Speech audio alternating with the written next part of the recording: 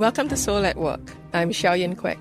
This podcast is for every leader out there who sees the gap between what they deeply value and how they actually work every day. So if you're done settling for all these surface fixes and you just want to go to the root of your work issues, then please join me. Each episode, I'll take you through one theme all the way through. The good, the bad, the ugly, and I'll leave you with one beautifully practical strategy you can bring to work tomorrow. This is not all talk. I built this podcast for practice. So let's go.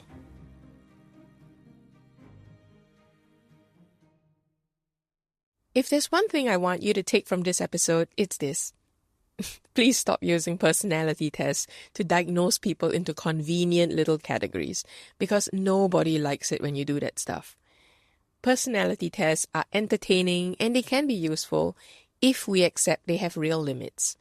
Because when we don't accept that our favorite personality test has limitations, we're more likely to weaponize them. We'll use it like a sword to attack people or a shield to block out real conversations. So instead, I want you to use your favorite personality test as a way to talk to people. I want to show you how you can use it to give yourself and others a voice, not just pronounce a verdict.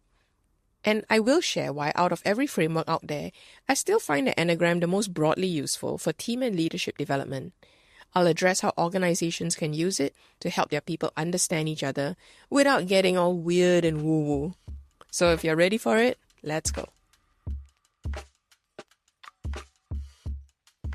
Let's kick off with the good stuff. I want to make my first point with a personal story. So, my husband loves the DISC personality test. It drives me nuts.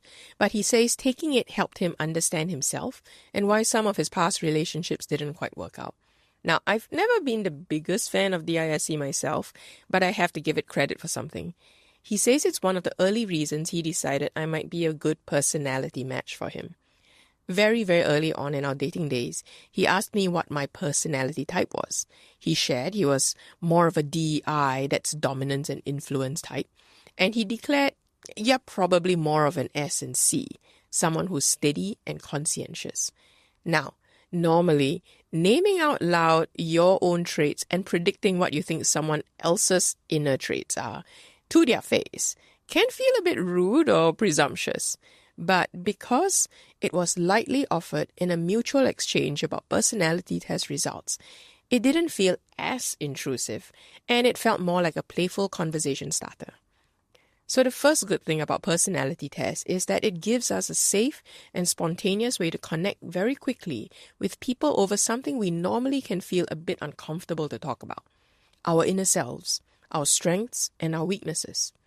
So I've definitely seen how sharing personality test results in a workplace can immediately lighten up and energize a team conversation as people laugh or they wince or they defend or they protest their results.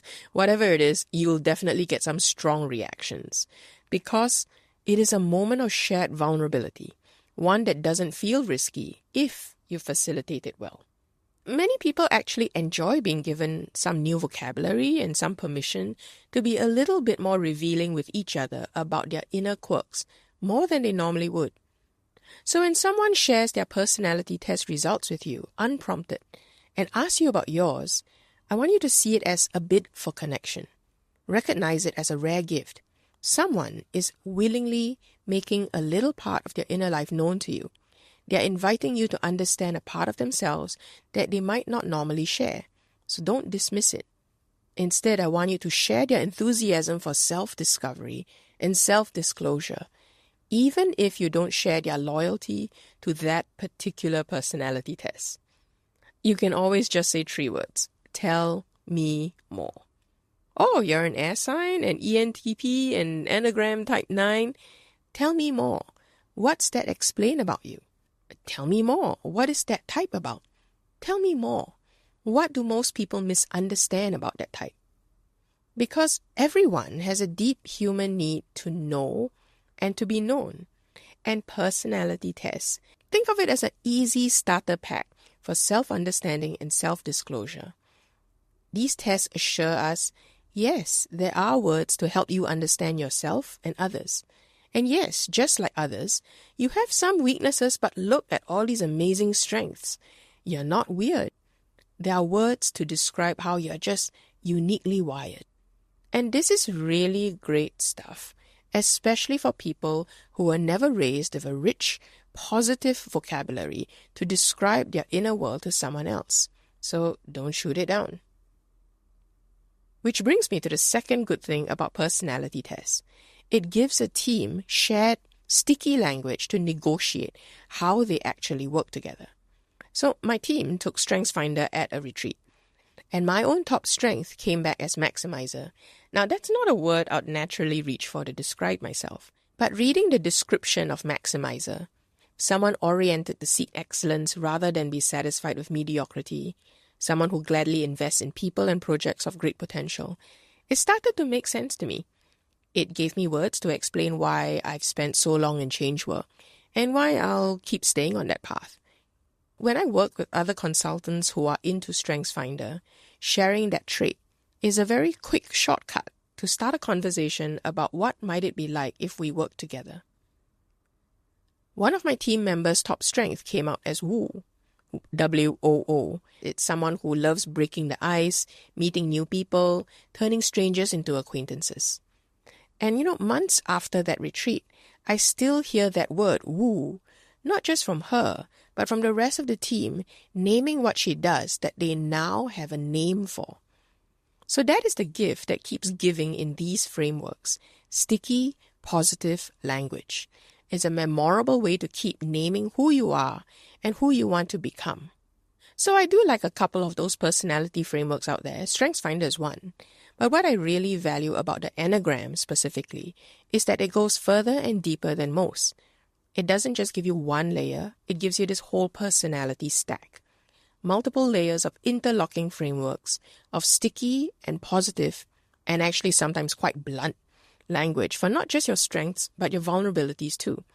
And that is really useful, especially in a team.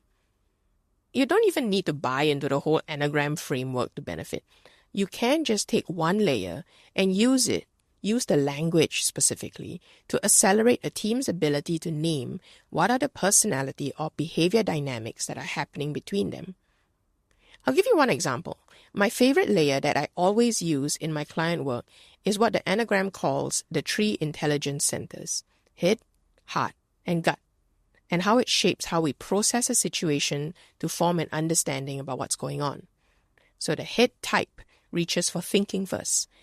We want the analysis, the logic before we move. The heart types reach for feeling first. We want to read the emotional and relational temperature in the room to figure out next steps. And then there's the gut types, who reach for doing first. We are already going into action mode and making sense of things as we move. Now, all of us possess all 3 intelligence centers.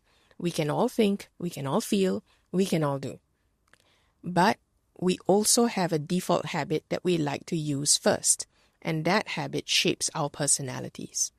For example, on my own team, I am a head type, or the personality that likes to think first. Now, the other 2 leaders on my team who I make major decisions together with are very, very strong gut types, personalities which are drawn to keep doing first, which means the 3 of us share a collective blind spot. We don't always notice what our heart type, the feeling first colleagues, are already paying attention to. They look at the relationships and emotions of a room. That's what their personality is drawn towards, and we don't look at that. So that can cause misunderstanding in a team. So what we've learned is to ask each other as a whole team a lot more deliberately, what are you thinking? What are you feeling? And what do you want to do about it?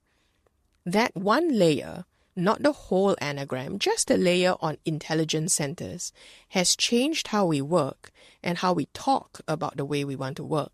That vocabulary has been very, very sticky and very, very useful. So it's hard to negotiate different working styles when everyone's using different words to describe behaviors. A shared framework helps to get us past that communication hump much faster. So a lot of the good in a personality test for the workplace isn't really about the test or even the results per se. It's actually the rich stack of frameworks and language underneath it. And there is a lot of good when we use those frameworks to try to understand each other so that we can start decoding and maybe even debugging the operating system of our team's behaviors. Now for the bad. So remember how DISC helped my husband and I start talking all of those years ago? So here's the slightly bad part of the story I didn't tell you yet. Now he said I was all about S and C, steadiness and conscientiousness. And I pushed back politely at first because we're still just getting to know each other. I said, sure, maybe I have steadiness in me, I can see that. But I'm not totally fully on board with everything in the description of steadiness from the DISC perspective. Plus, I felt like I had some I in me too, some influence, not just steadiness. And he didn't really hear me, and to this day, a decade or so later, he still tells me and other people our marriage works because I'm an S. Meanwhile, I've come to believe I've grown a little bit more dominance and influence over the years. And that is actually what I think also makes our marriage work now. Now, this is just a small and fun thing that I still go back and forth with my husband about. But I have seen how stubborn loyalty to a personality test can do real damage in workplace relationships. When someone gets a little bit too obsessed with their favorite personality framework as the explainer of life and the universe and everyone in it, it stops being a useful lens on behavior and starts being a really annoying filter. Fanboys and fangirls of personality tests are less interested in winning over the person in front of them and a lot more interested in fighting for their favorite framework to win. They stop asking questions of people and instead they start pronouncing verdicts over people. Oh, of course you think that way. You're an ENFP. You know why you did that? It's because you're a type 7. Oh, you are just a high D, and we all know how high Ds are. When you stop listening to the actual person in front of you who is starting to push back and getting increasingly irritated at you, and they're starting to say stuff like, no, that's not quite me. Hey, could you listen to me? Could you stop talking about the test? I want you to see that that's a red flag. You're crossing the line. So the principle I keep coming back to for anyone who uses frameworks, personality frameworks, and as long as it's a framework, you have to remember this. Every framework is a map, and you must never ever mistake the map for the territory. A personality assessment is a teeny tiny map for the vast territory of human behavior. The map is useful, but to a point, because maps are ultimately static. And people are dynamic. We change, we evolve. So when you're actually in the territory of a real conversation or a real conflict with a real human being, you must pay attention to what that person is telling you live in front of you. Don't listen to what a book or a weekend certification taught you to expect from people of a certain type, quote unquote. Whenever the territory is contradicting your map, listen to the territory. Because territory is reality, and your map is at best a nice prediction of how reality should behave. So the big limitation of personality tests is always going to be accuracy. I use these tools, I like these tools, but I'm also very clear with my own team and my clients. StrengthsFinder, Enneagram, MBTI, whatever is your framework of choice, none of it is scientifically precise. So don't treat it as 100% accurate. And please don't trust anyone who's trying to sell you the fantasy that it is. It's fun. I mean, these tests are really useful. Sticky positive language, great to talk about. But remember, we game these tests all the time. People answer according to their mood. They may even answer according to how you want to see them. So the data itself is already a little bit sketchy before anyone's even interpreted it. So I've learned to pay less attention to someone's actual results on those personality tests and a lot more attention to what they say about those results. What do the people themselves flag as true, untrue? What do they push back on? What surprises them? Their reaction to the assessments is the real data for you to work with. Because people want to tell you how they want to be seen and understood and what you may be getting wrong about them. So listen and make your own judgment call. A member of my team once went through an intensive Enneagram training with a well-known international Enneagram teacher. And during that program, there were a group of other participants who got kind of obnoxiously insistent that they knew my colleague's Enneagram number better than she herself did. And the teacher, the expert in the room, just let it happen, did nothing to protect my colleague's right to say what felt true for her and what didn't. And when I heard that story, I was definitely irritated and ready to ask for a refund on her behalf. This is what the story illustrates for me. The problem is not really the Enneagram or the framework per se. The problem was in how the room was relating to the framework and how they wanted to use it. Because when you wield a personality model or a framework like a hammer, everyone is going to start looking like a nail to you. Your favorite framework does not give you an excuse to stop listening to people. And it certainly cannot give you a license to be an arrogant, I know better than you about what's going on in your life. I don't care how expensive your certification was or how much you paid for your personality test. That should never ever give you the right to override what a person is wanting to tell you about their own lived experience.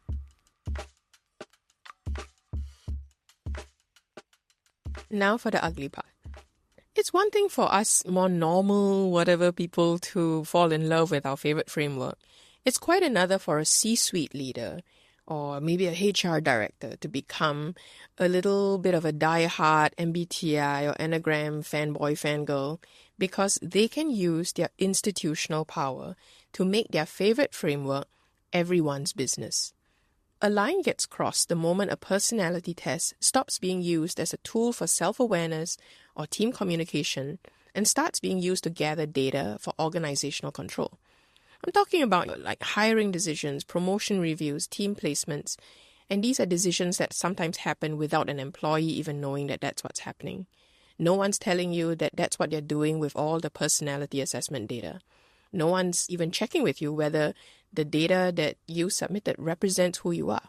And no one's asking you if you have changed since you've answered all those questions. Now, when I was in my 20s, I experienced like a small early version of this. HR, or my then HR person, got us to take DISC as part of onboarding.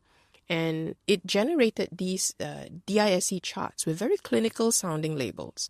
Public self, real self, perceived self. And these can be intimidating professional sounding words. And the facilitator was much too young and unskilled to explain those labels well. And they facilitated a conversation without guardrails. And I don't think, when I look back, that conversation had any business being opened up in a professional setting. I remember as a 20-something looking at my chart thinking, is this accurate? Am I supposed to take the results as is and believe in the chart more than I believe in what I know about myself? Don't I get a say in who I am? But I was too young and deferential to question the validity of the test. And I had to just trust that, I guess HR and maybe the facilitator knows what they are doing. And when I look back, I don't think they did. And it may not even be their fault.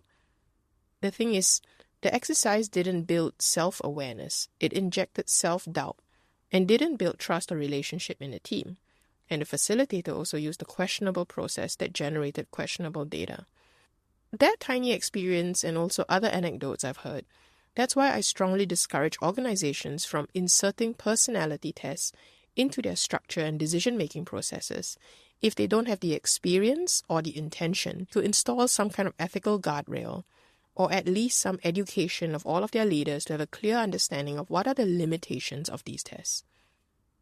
And I also want you to remember, cynical people in the organization already know how to game these tests. They answer strategically, dishonestly even, and they know how to use the results to their advantage. And you don't want these sincere and trusting people to get the most hurt in your organization. They are the ones who answer earnestly and in good faith because they believe your organization has the experience to exercise due diligence and wisdom in how their personality data is being used. So if you're an organizational leader, I strongly encourage you, use personality tests with a really light touch.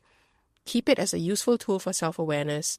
Keep it as a lovely prompt for effective team conversations, but I don't recommend using it as a tool for deciding someone's career options in your organization. We're finally at my favorite part. How do we make things beautiful again?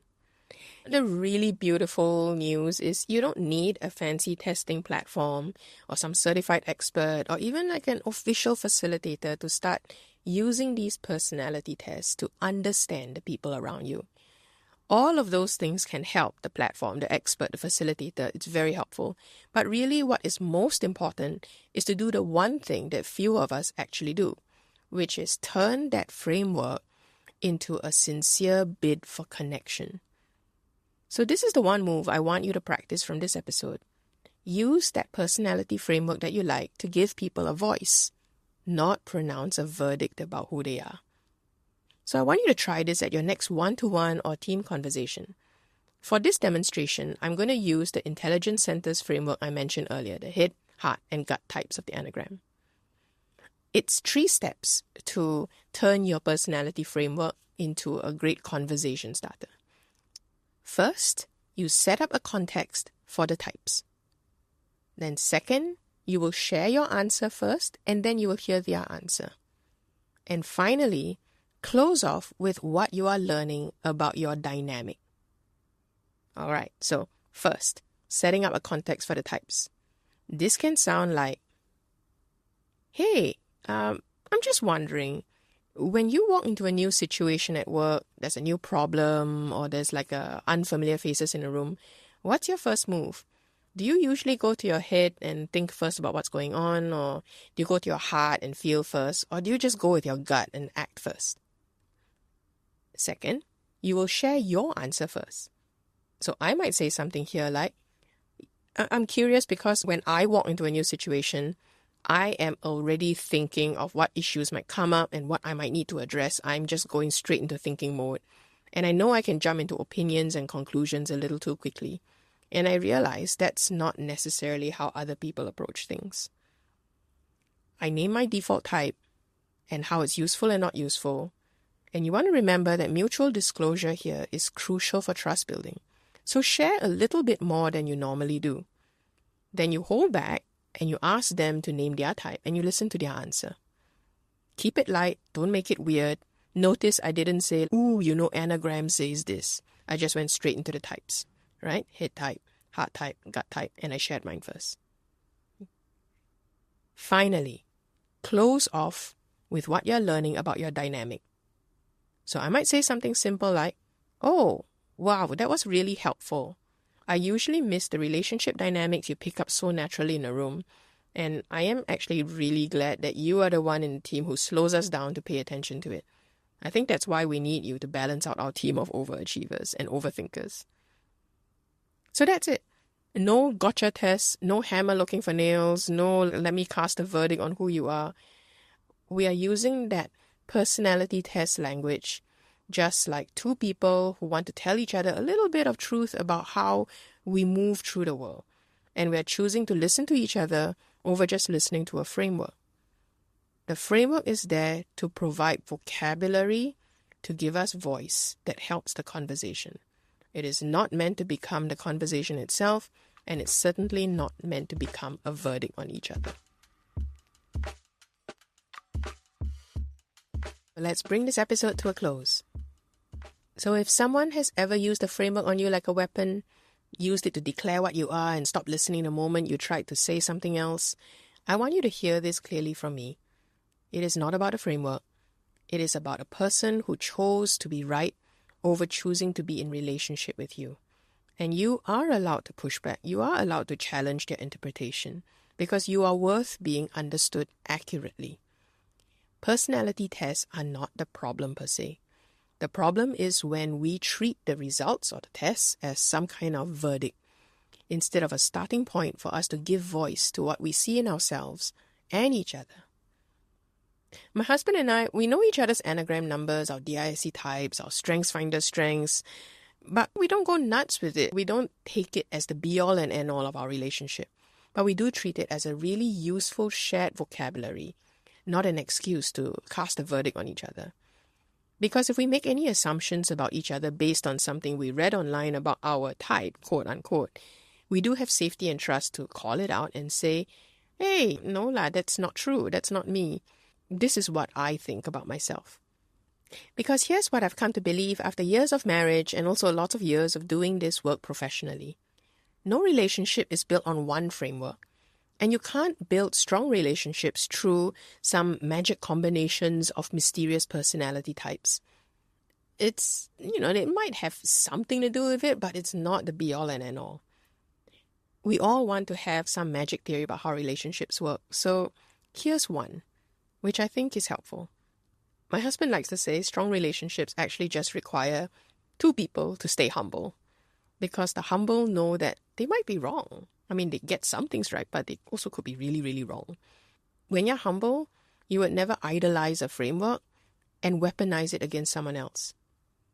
Relationships get broken when we make our end game, I want to be right and you are wrong. But relationships can be built and rebuilt, whether personally or professionally, when we approach it with the end game of, I want to be in relationship with you. And I do want to get things right, but I want to get things right together with you. And that's why I say, stop personality typing and just start talking to people. Get curious about what a framework might reveal about the other person. But be even more curious about what the other person in front of you has to say for themselves, about themselves. That's the more important conversation. So please, fall in love with understanding people, not frameworks about people. If this episode makes you curious about how to use personality frameworks to have more effective team-building conversations at work, that's exactly what we work on in our workshop called 9 to Thrive, Managing Workplaces with the Enneagram. And just like what I talked about today, I'll guide you through how to use the different layers of the Enneagram to give you sticky, positive new vocabulary that you can use to guide your team through really practical work conversations about conflict management, giving feedback, professional development, all the good stuff. No woo-woo, no fluff, and definitely no costly personality tests required. Come, I'd love to have you in the room. Thanks for listening. If you want to go further than a podcast, join us for our training programs, or you can book us for an online consulting call at www.ourcommonground.com.sg. Hope to see you.